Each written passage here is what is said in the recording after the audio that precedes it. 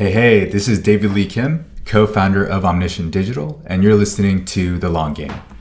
In this episode, I'm speaking with Rand Fishkin. Rand is the co-founder and CEO of SparkToro, an audience research software tool that lets you discover the behaviors, demographics, and sources of influence for any online group. Rand is also the author of the book Lost and Founder, and was previously the founder and CEO of Moz. In this conversation, we talk about his learnings from building Moz and how he applied those learnings as he builds SparkToro, both in terms of how he raised funding and how they're growing the business.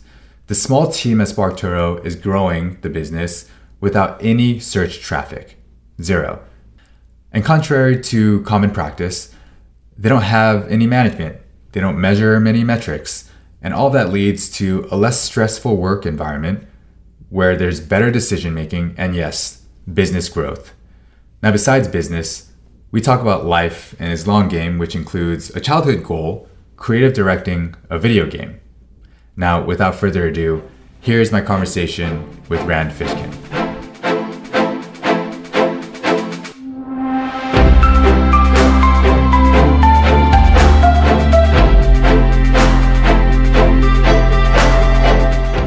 All right, Rand.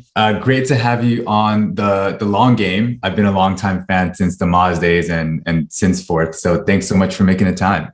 Yeah, my pleasure, David. Good to be here. Rand Fishkin is a household name in the world of content and SEO at this point. You started a SEO Moz blog and consulting company, and that's where I learned SEO. So thank you so much for that. You transitioned to a software company. And you also co-founded inbound.org with Dharmesh Shah, which, thanks again, that's how I got my first software job at HubSpot. And on this podcast, we don't just talk about business journey, though you've had a really interesting journey and you're super transparent about all of it. But we also know that our personal and professional lives are inherently intertwined, regardless of how much you try to separate the two. One will always affect the other. And one of the things that stuck out to me during my preparation for this interview is you seem to come to that realization during the last couple of years at Moz. So here I'll segue a little bit to that first question is you wrote a blog post in 2014 around kind of about a depression you went through, which led to you stepping down as CEO of Moz. And you wrote extensively about that experience. And I don't want to spend too much time digging into the past, but I imagine an experience like that sticks with you. And so I'd love to hear maybe from there, you've gone on to start SparkToro. What were the sort of three learnings that continue to be crystal clear to you that remains from that experience that you brought into SparkToro? Yeah, 3 is an interesting number. So let's see. I would say, one of the big ones is that it is not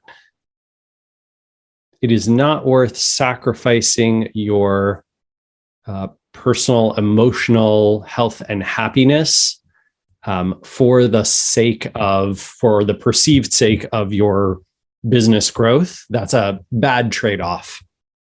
And one that I have no interest in making again, which informs a lot of how SparkToro is built, why we are keeping the team incredibly small, why we raised money in the ways that we did and didn't raise venture, why we do not focus on growth at all costs, why we practice this chill work thing.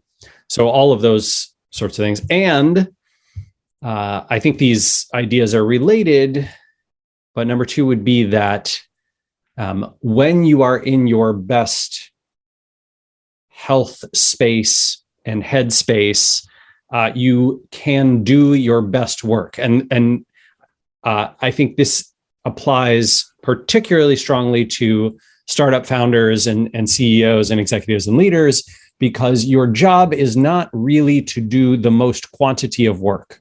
Production of labor is not your most important job. Your most important job is making great decisions. And you cannot make great decisions when you are in a bad headspace, when you are sleep deprived, when you are burnt out.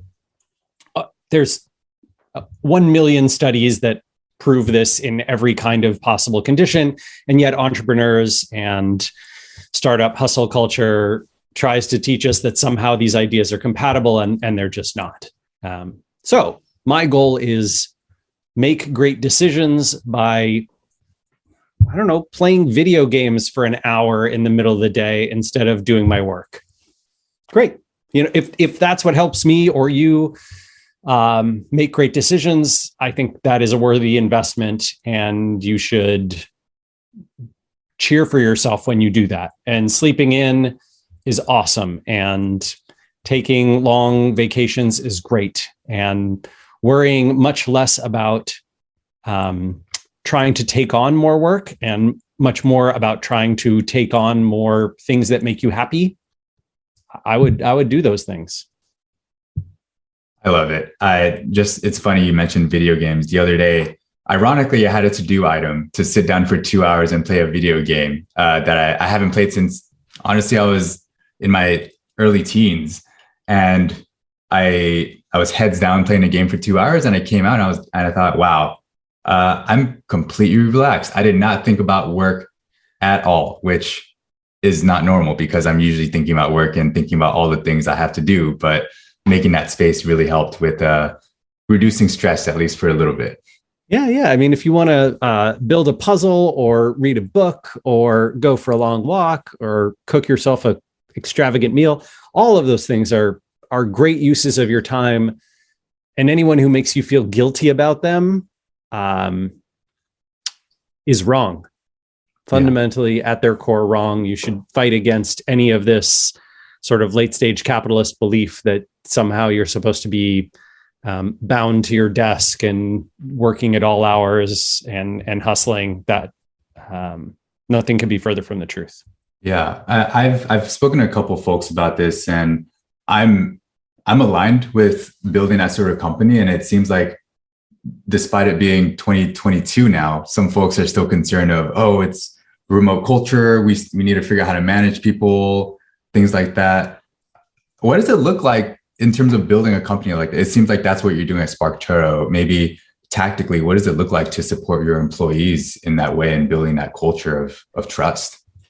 Yeah. So slight challenge here on my end, which is we only have one employee, right? So it's Casey, myself, and Amanda. And I would say that all three of us do almost no management. There is we barely have delivery dates for things, right? We have a bi-monthly webinar series that Amanda and I run called Office Hours. Mm-hmm. We've been pretty responsible in getting those episodes out there, but this past month, Amanda was busy with other stuff. I was busy with other stuff. So we were like, let's let an episode slide. No one is going to care that there was, not one episode. And I shouldn't say no one, because a few people emailed us, but we were like, we're taking it chill. This is how we are. I think that approach is very, very strange to a lot of managers. A lot of managers feel like their job is, well, aren't I supposed to hover over my employees like a hawk and make sure that they're always doing the things that they say they're going to do and, delivering the things on the dates that they promise and that they're working that whole time and not slacking off? What? Why? I think that when you start asking why enough times, you get to some very unsettling and very non-productive, selfish, poor, incentive-aligned reasoning. And I would urge folks to toss that out, right? And instead to think of their jobs as managers as basically contributors and enablers. If you need help doing a thing, you tell me, and we'll get through that thing, and we'll make whatever that needs to happen. And you're also a sequence creator and enabler. So you make sure that, this person cannot do this work. So let me move them on to the projects that they do need to be on and figure out sequencing. And let me make sure that everyone understands what they are doing and why they're doing it and how it contributes and what a good version of that work is and what's not a good version of that work, right? Those are things that I think are useful in management. And we try to do those internally. But we don't worry very much about deadlines. We definitely don't worry about checking in. I think I saw a tweet from Amanda, the woman we hired, before we hired her. And it was something to the effect of, I hate managers who check in on you. Like, I sort of despise it. But I don't need to check in. Like, I'm a responsible adult. You don't need to check in with me. I don't think I've ever checked in with Amanda. Like, I was like, oh, that's great. That lets me off the hook. That's less work for me. Yeah. Fantastic. I love it. Right. That's the kind of culture that we're looking to build. Yeah, that's so interesting. We hope to build something like that with our agency. It's funny, we're doing it, the three founders and I, we're doing it part-time in addition to our day job. And so the principle we come back to is, we don't have to do this. So if we're really doing this, it needs to be fun. It can't be like, hey, deadline's this, and like we need to hit this number. Growth is great, but we shouldn't be losing sleep. And if we are losing sleep, it needs to be about excitement and like just eagerness to work on it, not because of stress of not hitting a number or something. And it's funny in some cases where things might slip and we might say, oh, I didn't get to that 3 weeks in a row. And someone just says, is that still important? Like, don't feel guilty. Maybe it's just not important. We just back up. I love it so much when a thing that you've committed to is no longer necessary. And you kind of go, oh, yeah, I wonder why I thought that was important. I guess I can let that slide. Yeah. Yeah. I think that's an underrated realization. I'd rather have that realization than feel the guilt that continues to seep inside of me from that. And so you went through a period where Moz kind of winded down for you, and it continued separately. And then according to your LinkedIn profile, it looked like you went straight to building SparkToro. So I'm curious from that experience of burnout, why the decision to jump straight into the next thing? What were you hoping for? Yeah. So I did give myself some time off. I left Moz on February 28th of 2018, and I didn't start SparkToro until March 1st of 2018. So it was like 12 hours. Yeah. The reasoning behind that is not because I, felt like I didn't deserve time off or those kinds of things. It was because my wife and I were very much in need of health insurance and an income pretty quickly. I had a nice, reasonable severance package, probably maybe even a little more generous than standard from Moz. But we knew we had a timeline. We had purchased a house about a year before. Oh, not even. No, maybe like 6 months before. And so we had this little bit of a panic there around finances and all that sort of stuff, which, I realized that folks who, for example, might look at my career or something often have a mistaken impression of what finances look like, right? Like, oh, well, you started and run a $50 million a year business that has, raised $30 million in venture. And surely you must have a lot of money in the bank, right? And we definitely had more savings than the average American for our age, which is depressing, but certainly not enough to where, I could fund the business on my own. We had to raise money. We raised from individual angel investors, and certainly not enough to where I could have, taken a year off of work and just done nothing. So we had family obligations on our financial side. Geraldine's mom needed some help. My paternal grandfather and grandmother needed some help. So, just the reason I started it so fast was personal need, which I think is probably relatable for a lot of folks. Yeah, 100%. And I appreciate you being transparent about all that. It wasn't just feeling the need to just build. It was, no, it's life. Sometimes you just got to start a business. Yeah, and there's not a lot of wiggle room on that stuff. Yeah. Well, what I appreciate about the stories you share and the transparency on your end is you're not worried about putting on this facade of being this, oh, I built this $50 million company and all these things. You're like, no, this life was tough. I had to start a business, and that's that. There's no trying to glamorize the startup life or anything like that. Yeah. And I mean, I probably had a much more glamorous journey than most, right? Most startups, if you look at portfolio of venture seeking startups, maybe 1 in 10 will raise money successfully from an institutional investor, and of 500 investments that institutional investor makes, 450 will have terrible journeys, right? That basically just end in tears and heartache for everyone and no money for anybody.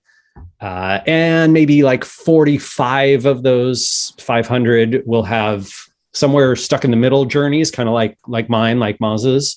And then, hopefully if they're a good investor, they sort of win on the 5 that, become unicorns, do have big exits, those kinds of things. And so the startup model is very biased, even more so than whatever Hollywood or the video game world, even more biased toward a few winners with tens and hundreds of thousands of losers.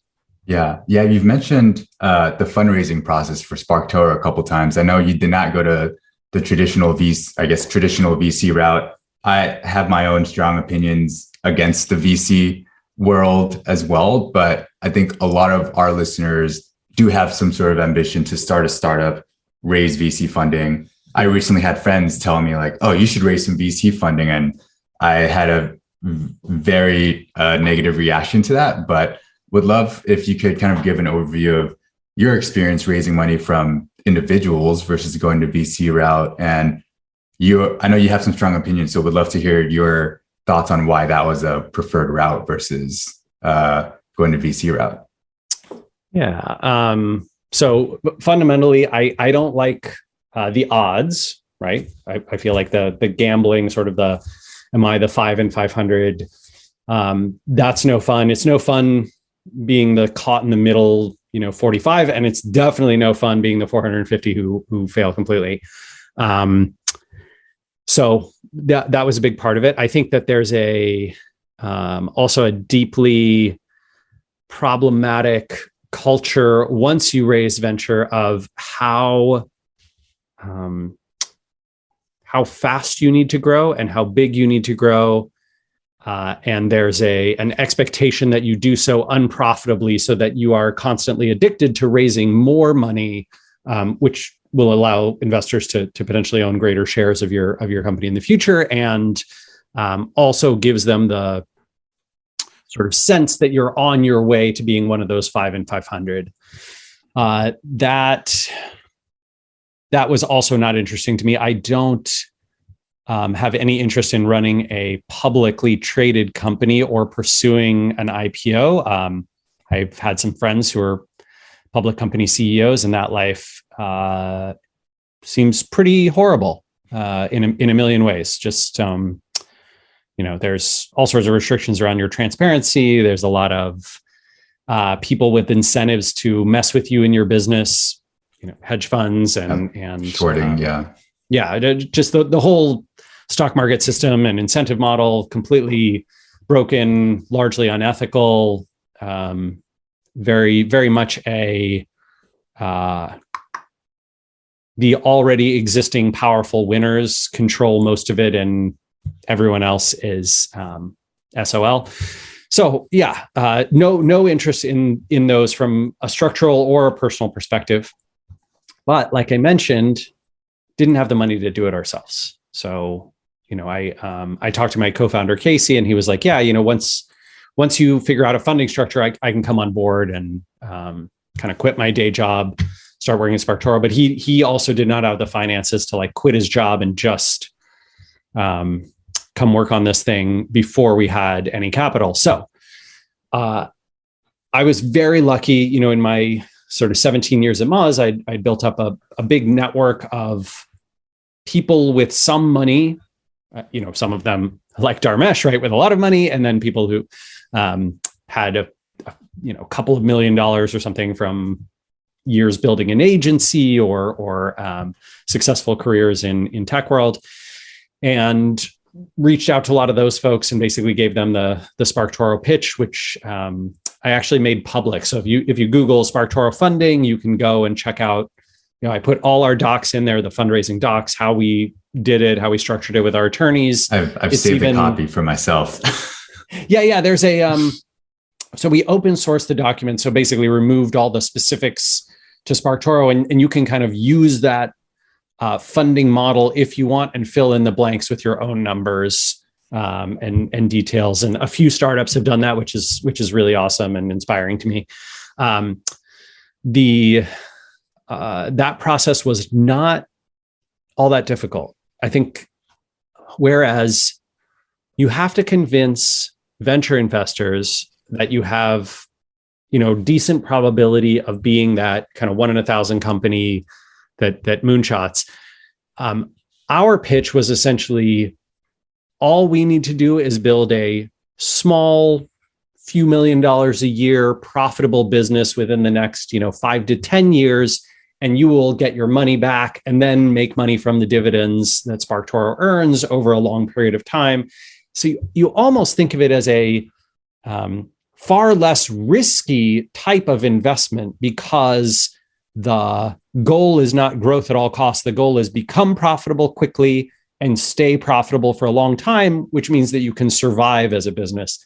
That is our goal, right? So we are, I shared one of our investor updates on Twitter because some folks had asked, and I pulled the numbers. We're not sharing exact numbers, but basic story is that we hope, if things go well, we'll actually be able to pay back our investors their initial sum of investment next year.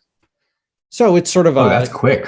Yeah, sort of a 4-year loan with no interest, and then pays dividends for however long after. And you own that amount of the company too. So if SparkToro ever sells to an acquirer, you get that multiplier as well. We think that model is very exciting for investors who don't have the capability to build a portfolio as large as what a venture investment fund could do, right? So portfolio theory with venture investments basically says, in a model where it's super high risk, there's only a few winners, you need a lot of investments. I think the number is usually 500 to have kind of statistically significant odds of making a return. I don't know. You cannot put 25 grand into 500 companies unless you've got a lot of money and a lot of time to do all the deals. But the SparkToro model, my hope is it's more like a 6 out of 10, 7 out of 10 of those companies would survive and become profitable. And then it's just a question of how profitable can they be and how long does it take to get your money back and what kind of dividends they pay. I think that's pretty exciting, right? It's a little bit like bonds instead of stocks. Yeah. Sounds less stressful as well. Yeah. It's a hell of a lot less stressful on us, right? And it's a lot less stressful on the investor too, right? They're looking at a business plan from is there a market? It doesn't have to be a huge market, but is there a market to be served here? And these entrepreneurs look like they've got a product that could serve it, and they could reasonably build it. And then, they have a path to make more money than they spend. It's real basic block and tackle, business 101 stuff, as opposed to the venture theses, which is, okay, is the metaverse going to become a thing? Well, let's put, 20% of our money there. And do we think someone's going to cure cancer in biotech in the next 10 years? Okay, we're going to put 20% of our money there. Very different. Yeah. As I was getting more business savvy, I always had this idea, it must be so tough to become profitable. And then as I got more comfortable reading P&Ls, I was like, hold on, why are they spending so much money? And then all the pieces started making more sense as I put it together. And I think I'm kind of using SparkToro as a model for how we decide we want to grow. It's not growth at all costs. It's mindful growth, take care of our people, build a good culture, build a business that lets people thrive, not not stress out about whether or not they're going to hit the number. So we're taking some cues from you for sure. Oh, well, so thank you. And I mean, this was my sense, right?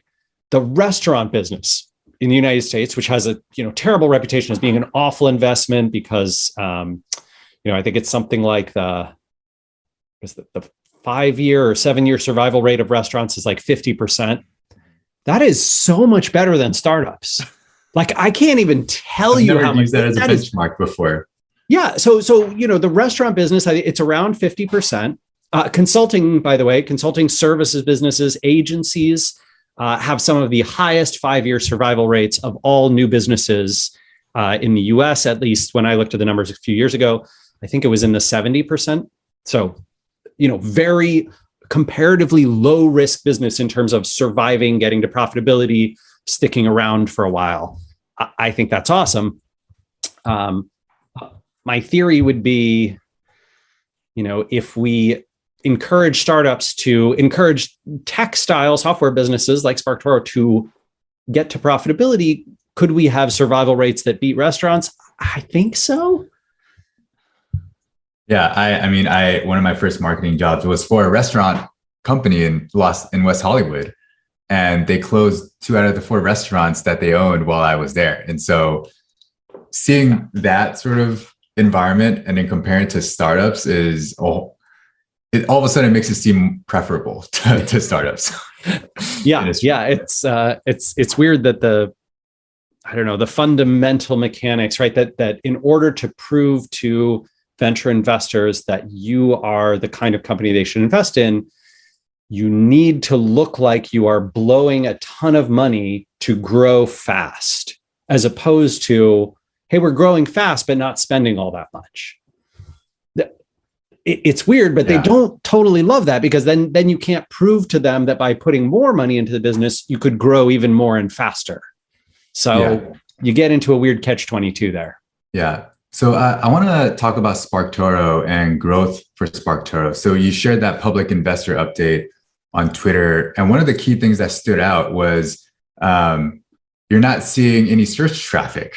And in the world of, marketing channels are super saturated and all of that. But what are the marketing opportunities you see for SparkToro now? Because it feels like there's so much noise out there, and it's great to see it's not search for you. That seems to be a channel that's very saturated. So how are you thinking about growth?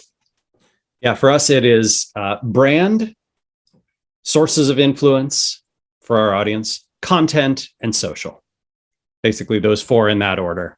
When I talk about brand, what I mean is basically that we are trying to, through every channel, through all our messaging, through our website, through kind of the freemium model that we've got, right, where you sign up for a free account. All of that is around building an association between, I need to research an online audience or understand my competitors' audiences or understand this area of market research, and it's a freaking pain in the ass to crawl through 1,000 LinkedIn accounts and 1,500 Twitter profiles manually and try and extract all the data out from them. SparkToro can help me do that. Like I can do that in a few seconds with a SparkToro search. So we're trying to build up that brand association through all of our messaging and our positioning and content and everything else. And then sources of influence is basically, let's go find the podcasts that marketers listen to. Let's go find the YouTube channels they subscribe to. Let's find the publications they read. Let's find the individual people on LinkedIn or Twitter or Facebook or Instagram that they pay attention to. Let's find the conferences and events that they attend, all of those sorts of things, the email list they subscribe to, and be present in those places, right? We want this person's email newsletter, which is about marketing, to write about something that we do, to mention us, to associate us with the audience research problem that we solve. That's our sort of sources of influence marketing. And David, a lot of people might say influencer marketing, but I find that tends to mean like dude with 6-pack abs on a beach who like poses with your product and you pay him $500. And we don't do any of that. Yeah, so it might work. I don't know. Maybe we should dip our toe in that water and see if I can find some hunky beach guys to, hold the SparkToro logo. However, and then the third one is content. So we do a lot with our blog, our own webinar series, the office hours thing I mentioned, the upcoming podcast, Chill Work, content that we create of all kinds, including social posts.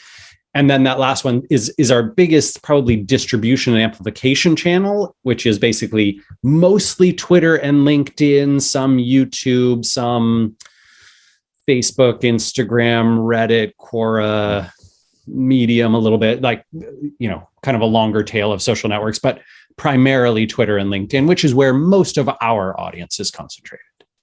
Yeah, it's been so interesting seeing this transition in the marketing world, where there was a period where I think it was very much performance focused. Like, here's a funnel, here are the paid ads, here are the campaigns, here's the conversion rates.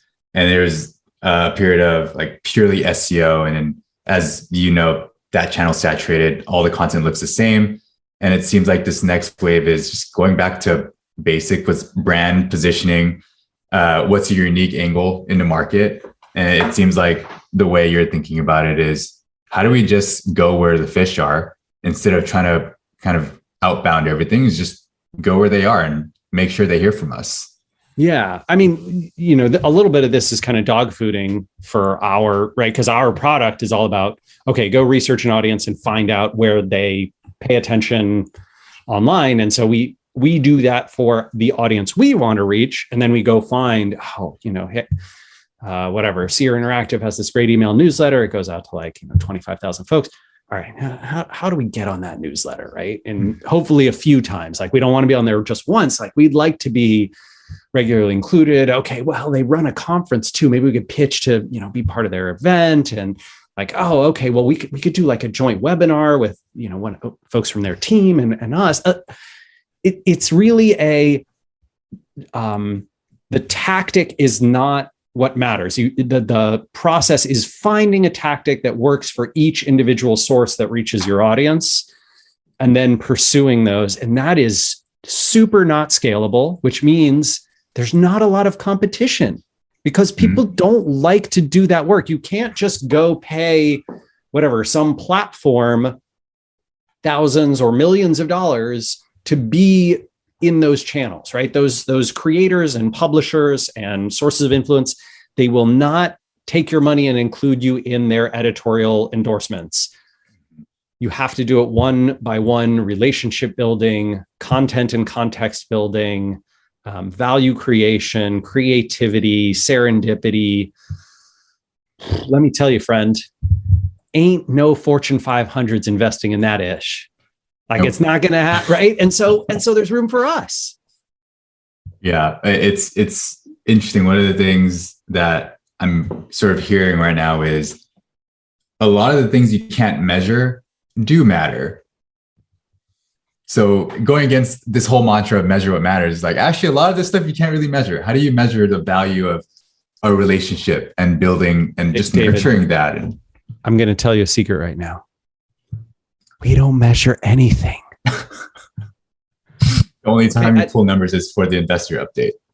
I mean, we have the ability to measure anything. I just mean we don't do analytics in a way where we say, how successful was this blog post? What about this one? How successful was this social campaign? What about that one? How successful was this source of influence? What about that? We don't do it. Like, we have no dashboards. Moz had like a ton of dashboards around every type of marketing and every part of the funnel's activity. And we measured it relentlessly, and we tried to optimize and find, where were we missing people? Where were people falling out of that funnel? We don't do it. and it's very interesting to kind of look at SparkToro's relative success and say, I think a lot of that comes from not wasting time and energy optimizing the last 2 or 3% that we could eke out of a channel or a tactic, and more imagining and thinking big about serendipitous, hard to measure investments and making those. We even do things that have technically hurt our metrics. Amanda and Casey were chatting the other day over email about how we had an email onboarding campaign. So, when you sign up for a product, it gives you a little product walkthrough, and then it sends you an email sequence, right? Like a drip campaign of what to do next. And have you tried this? And have you built your first list? And blah, blah, blah, blah, blah. And we replaced our old one with a new one in October, November. The new one, in my opinion, much better, much more comprehensive, really explains the product better, all those kinds of things. More people drop out of it. Fewer people complete it, right? The metrics for it look worse if you're just looking at that funnel. It's when you look at, well, how's the business doing? Are we getting more people signing up? Are they staying longer? Are we getting more people on the annual subscription? Are people coming back and trying again and signing back up after they used it the first time? And the answer to those questions is yes. Wow. So, man, I mean, if we were at Moz, we absolutely would have killed that new onboarding system immediately. Yeah. And gone back to the old one. Yeah. Would it have been better? I don't know. So it was funny because, Amanda emailed Casey and she was like, how's the new one doing? And he's like, well, here's the stats that I've got and can pull, which is not great. But he's like, but I don't care. This is a better onboarding. Like this serves the business better because it really shows a customer what they can do with the product. That's actually what we care about, not the statistical probability that you make it through and complete the thing. And yeah, the irony here is reading your investor update, you had a caveat is we do not expect to have this kind of growth continue. We expect more modest growth. So despite not measuring things, you had a really good year, it sounds like. Yeah. I've been telling folks SparkToro grew faster in its, we haven't been live two months. In 2 months, we'll have been live for 2 years. So we've been around 22 months as a product you can purchase. And in those 22 months, SparkToro is growing a good bit faster than Moz grew in its first 2 years as a software company. So pretty good sign, right? Yeah. It's funny, like we intentionally don't want to be a venture investment. And yet if we were venture backed, I think our investors would be like, good work. Yeah, that's amazing. So one thing on brand I want to ask about is, I mentioned this before we started the interview, but you recorded a very high def commercial for SparkToro, which you don't see often in the software industry. It probably took a lot of time and coordination. I'm assuming a lot of money as well. Yeah, I think it was about $30K, $35K to do. Well, that included some other stuff. We did some other video stuff with that. But yes, that portion just by itself was like $25K.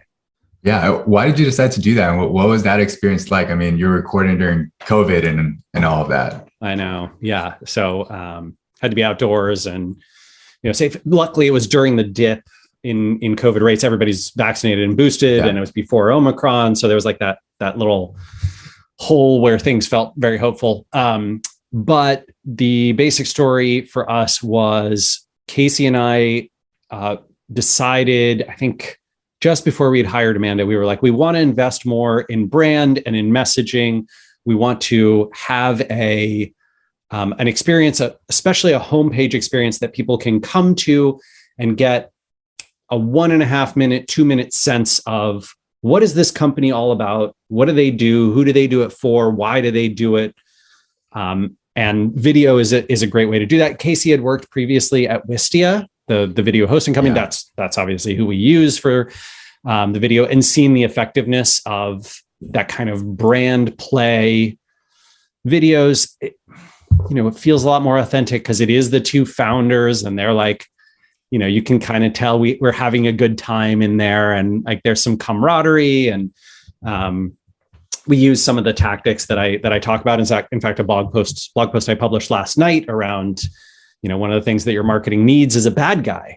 And we have these like two big bad guys in, one, the Facebook and Google duopoly, and two, the manual process of audience research. And we fight against those. So the interesting thing about the video is it is viewed, I think it's about 1 in 5 people who come to the homepage, start watching the video.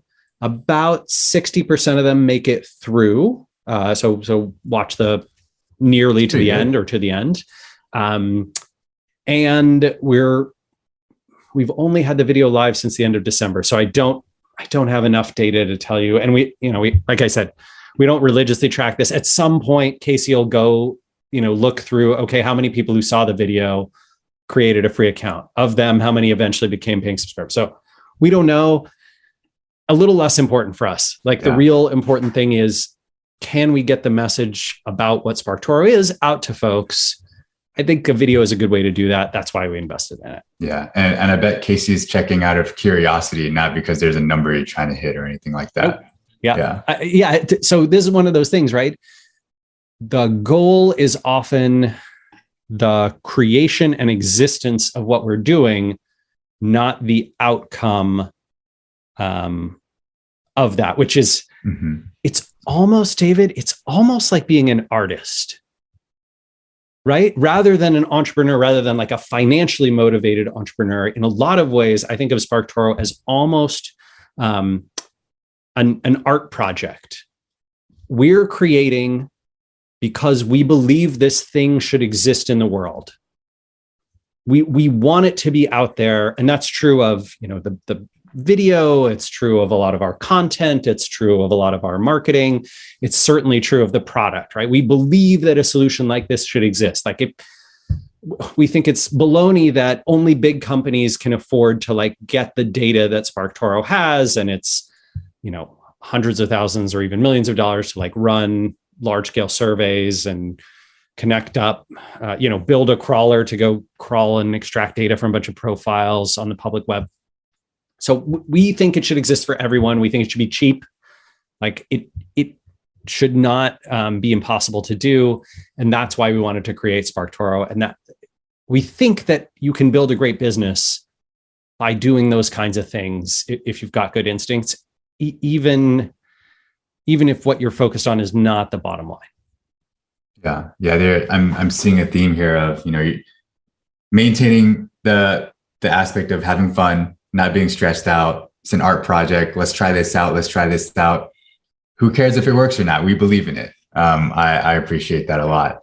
I'm gonna pivot us a little bit. And previously, before our call, you mentioned that you tried remote work and travel for the first time seriously recently. So tell us about that. What do you mean you tried it seriously? And I'm actually surprised that you hadn't done it before. So we'd love to hear about that experience.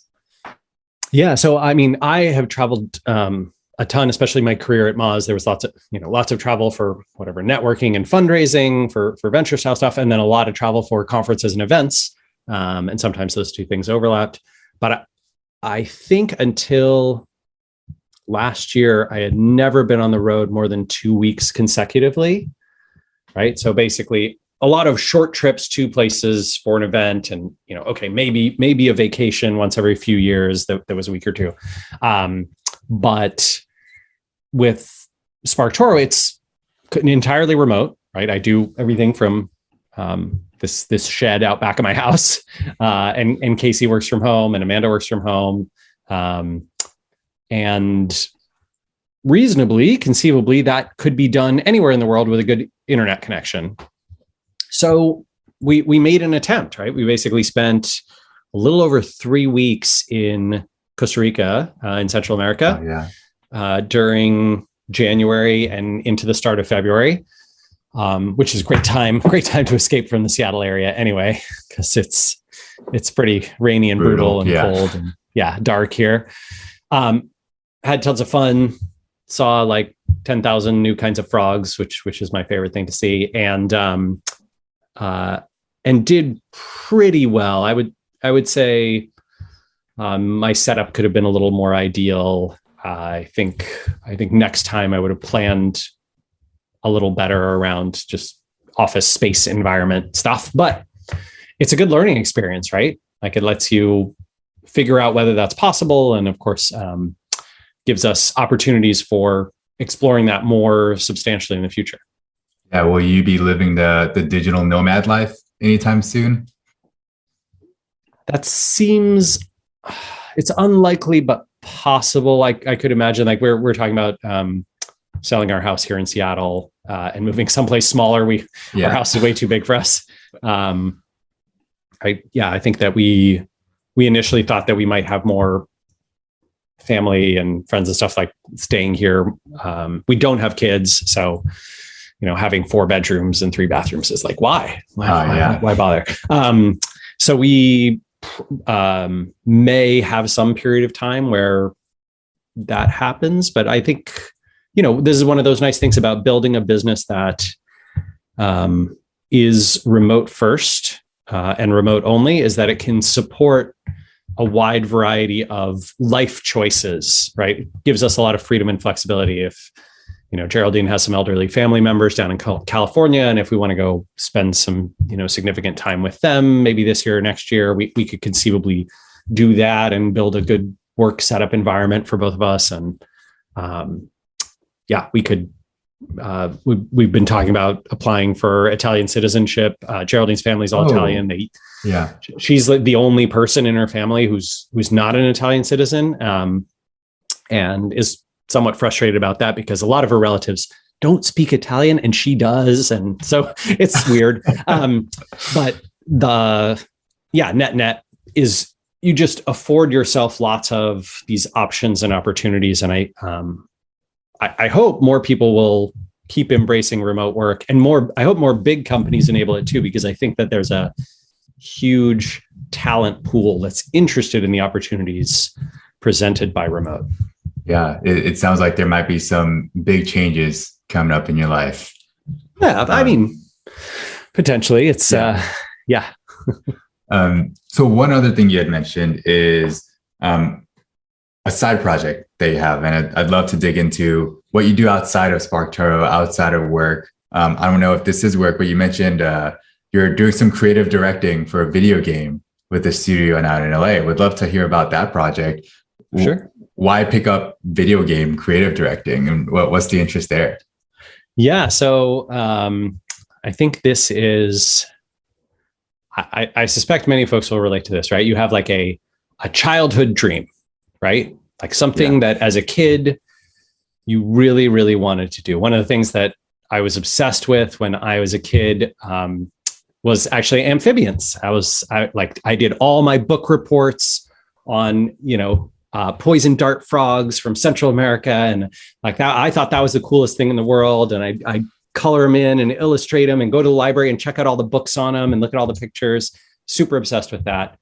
And, finally at 42 years of age, I am fulfilling this promise to my childhood self of like, hey, we're going to go and you're going to get to see you, tiny Rand, who now inhabits this much bigger body, are going to go get to see poisonous frogs in their home environment. And that was amazing, right? It's like a gift you can give to your childhood self. And the video game is very much that too.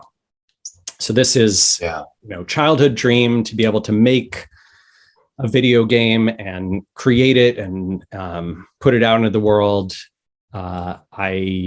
I think and hope it might also be commercially viable and successful. So it's not exclusively a passion project. It's also an investment. But yeah, I'm not sure if we talked about this over email or if folks generally know, but last year Moz was acquired by a private equity company. My wife and I still owned a substantive amount of the company stock, because I started it, and ended up having a big financial event, like much bigger than anything that had previously happened. So it's one of those like weird, you might look at my earnings over the course of the 17 years that I was at Moz and be like, you could have done a lot better as like a mid-level manager at Microsoft. Like, what were you thinking? But, last year that changed a little bit. And so this was one of those, I had started the project even earlier. And it was going to be like find a passionate developer and work with that person and like pay them part-time to build it and do it kind of small scale. And instead we got to put a substantial budget around it, which meant finding a studio and working with them. They're both a development and publishing studio. It's called Acapara Games, and it's fun. I think I can speak to the second point you made of, having that impact, not just on entrepreneurs, but, what you've built has had an impact on me in a strange way. Even though this is the first time we're chatting, I probably wouldn't be where I am without what you've built previously. So I appreciate all of that. And the other small impact is you making it time for this podcast. And I'm going to, we're going to respect your request on the website to donate to Give Directly as That's well, wonderful. for this time together. So that's a principle that I really admire there. And so I know we're coming up on some time here. So got a couple questions for you, a little bit of lighthearted questions, and then we can wrap it up. I saw that you like to publish gift guides every year. What is your most gifted item? It could be all time. It could be just this last year. Ooh, me personally. Yeah. Yeah. So on the gift guide, if you search for SparkToro gift guide or Best Damn gift guide, Best Damn food and drink gift guide. So we this year I put it together with Amanda. Last year I did one with my friend Andrew. Most gifted by me was the Bite Society boxes, which is number 2 on that list. And that's just because they're so great. Like you do not have to think about them. They're a little on the pricey side. I think they start around $100 and go up to like $200 or $300. But if you're trying to say thank you to someone who's made a big difference, I freaking love these things. Yeah, I'm horrible at gifts, so those guides truly help me. I got your back, my friend. I mean, this is the other thing, right? Like trying to make these small differences in the world. Like stop going to Amazon. Like don't go to freaking Amazon and don't buy, whatever crappy, gift basket from like generic gift baskets or us. Go find some cool stuff. And that's what we're trying to do. I love it. Favorite type of frog or amphibian? Hard to pick. I've always had an obsession with a very colorful, like they're the brightly colored, very toxic, the poisonous amphibians. There's a few of them in Central America, a few in South America, like in Ecuador. That's kind of my favorite stuff. I don't know what it is. It might just be like the bright colors when you're a kid. It like really appeals to you. But I also love the idea that you can be super highly visible in this incredibly dangerous jungle, but nobody messes with you because even though you're tiny, you're very dangerous. Yeah. Love it. Do you know the name of the species or the genus? Ooh, I think it's Dendrobates. We'll find it. We'll add that in the show notes as well, in case anyone's curious. Yep. Dendrobates are the poison dart frogs of Central and South America. Last question here. I know you have some spicy takes on a lot of things, and anyone who follows you on Twitter will see that. And I admire you putting those out there. What's something you've changed your mind about recently? Ooh.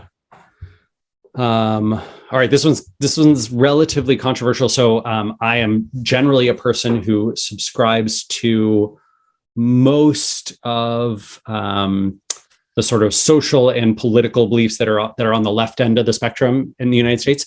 But one that I think some very smart folks in city planning and urban development, for example, have disagreed with at the fundamental level is the concept or some of the core concepts around gentrification. And I think that I've been convinced, whereas I previously took the belief that there's a lot of problems with gentrification. That's a bad thing.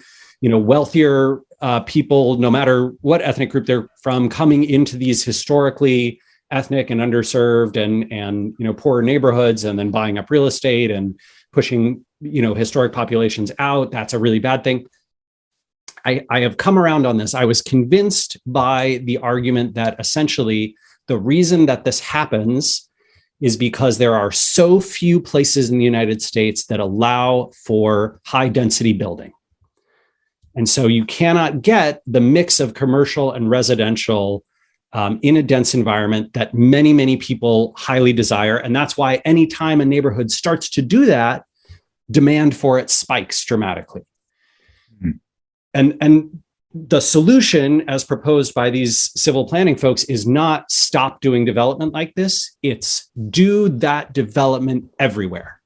Stop restricting planning, stop restricting building, stop this bullshit NIMBYism, and instead enable the kinds of mixed use commercial and residential high density neighborhoods that many Americans want everywhere.